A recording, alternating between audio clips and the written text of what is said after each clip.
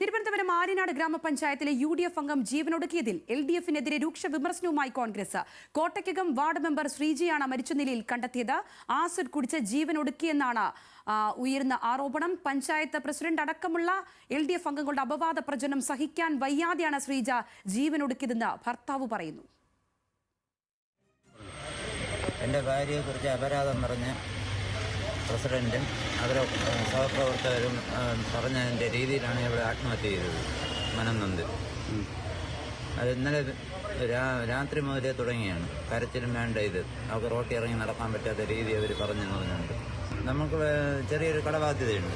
അത് ആരും മാറ്റിട്ടില്ല. അവളെ ബന്ധുക്കളെ കയ്യിൽ നിന്നും സ്വന്തക്കാരുടെ കയ്യിൽ നിന്നാണ് മാറ്റിട്ടില്ല. പാർട്ടിക്കാരെ നിന്നും ആരും മാറ്റിട്ടില്ല. ഇന്നലത്തെ പ്രയാസം കൊണ്ട് നമ്മൾ താഴെ ഇരുന്ന് ആസിഡ് എടുത്ത് കുടിക്കും.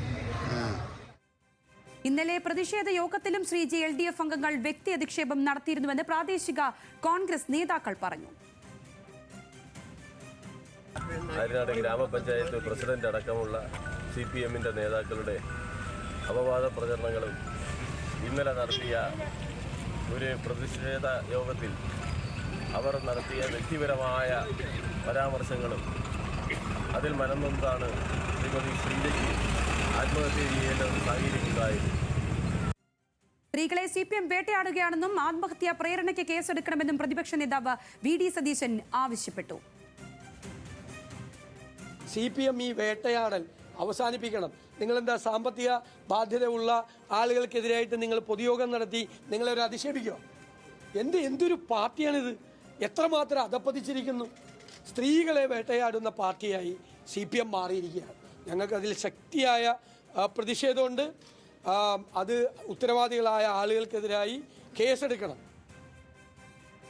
എന്നാൽ ശ്രീജയ്ക്കെതിരെ വ്യക്തിഹത്യ നടത്തിയിട്ടില്ലെന്ന് ആര്യനാട് പഞ്ചായത്ത് പ്രസിഡന്റ് ബിജു മോഹൻ പ്രതികരിക്കുകയുണ്ടായി. ശ്രീജയെ മുൻനിർത്തി മറ്റാരെങ്കിലും സാമ്പത്തിക തിരിമറി നടത്തിയതാണോ എന്ന് സംശയമുണ്ടെന്നും പ്രസിഡന്റ് ബിജു പറഞ്ഞു.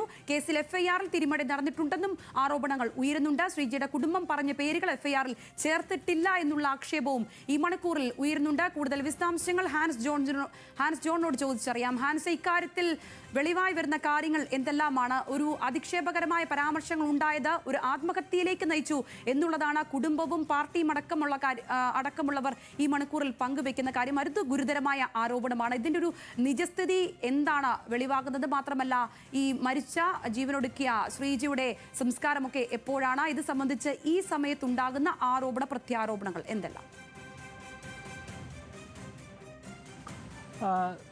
സംഗീത, തീർച്ചയായും CPMനെതിരെ വളരെ ഗുരുതരമായ ആരോപണങ്ങളാണ് നിലവിൽ ശ്രീജയുടെ കുടുംബാംഗങ്ങളും അതിനോടൊപ്പം തന്നെ കോൺഗ്രസ് പ്രവർത്തകരും UDF പ്രവർത്തകരും എല്ലാം തന്നെ ഉന്നയിക്കുന്നത്. കാരണം കഴിഞ്ഞ ദിവസമാണ് ഇത്തരത്തിൽ CPMന്റെ നേതൃത്വത്തിൽ ആര്യനാട് ജംഗ്ഷനിൽ വെച്ച് ഒരു പ്രതിഷേധ സംഗമം ഉണ്ടാകുന്നത്. ഈ പ്രതിഷേധ സംഗമം പ്രധാനമായും കോട്ടയ്ക്കകം വാർഡ് മെമ്പറായിട്ടുള്ള ശ്രീജയ്ക്കെതിരെയായിരുന്നു. ശ്രീജ മറ്റുള്ളവരെ പറ്റിച്ചുകൊണ്ട് സാമ്പത്തിക തിരിമറി നടത്തി. അതുകൊണ്ട് തന്നെ ഈ തിരിമറിയുടെ പൂർണ്ണ ഉത്തരവാദിത്വം ശ്രീജ പ്രതിനിധീകരിക്കുന്ന മുന്നണി വഹിക്കണം എന്ന് ചൂണ്ടിക്കാണിച്ചുകൊണ്ടാണ് ഒരു പ്രതിഷേധ സംഗമം ആര്യനാട് ജംഗ്ഷനിൽ വെച്ച് സംഘടിപ്പിച്ചത്.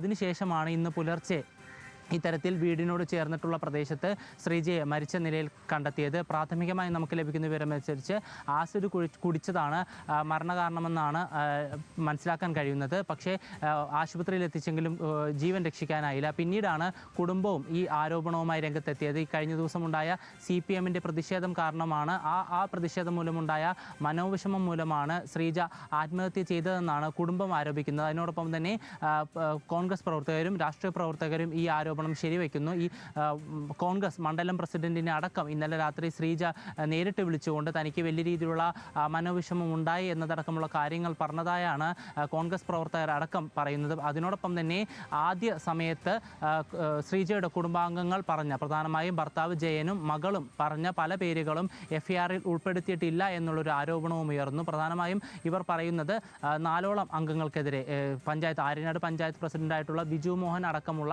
4ഓളം പേർക്കെതിരെ കേസെടുക്കണമെന്നാണ് കുടുംബം പറയുന്നത്. കൊലക്കുറ്റം അടക്കമുള്ള വകുപ്പുകൾ ചുമത്തണമെന്ന് ആരോപിച്ച് കുടുംബം പിന്നീട് രംഗത്തെത്തി. ഇതിൻ്റെ അടിസ്ഥാനത്തിൽ രണ്ടാമത് കുടുംബം മൊഴി നൽകിയിട്ടുണ്ട്. നിലവിൽ ശ്രീജയുടെ മൃതശരീരം പോസ്റ്റ്മോർട്ടം നടപടികൾക്കായി മെഡിക്കൽ കോളേജിലേക്ക് മാറ്റിയിട്ടുണ്ട്. ഇന്ന് വൈകിട്ടോടെ പോസ്റ്റ്മോർട്ടം നടപടികൾക്ക് ശേഷം ബന്ധുക്കൾക്ക് മൃതശരീരം വിട്ടു നൽകുമെന്നാണ് നമുക്ക് അറിയാൻ കഴിയുന്നത്. നാളെ രാവിലെ സംസ്കാര ചടങ്ങുകളും ഉണ്ടാകും. വിശദമായ വിവരങ്ങൾ പങ്കുവച്ചത്.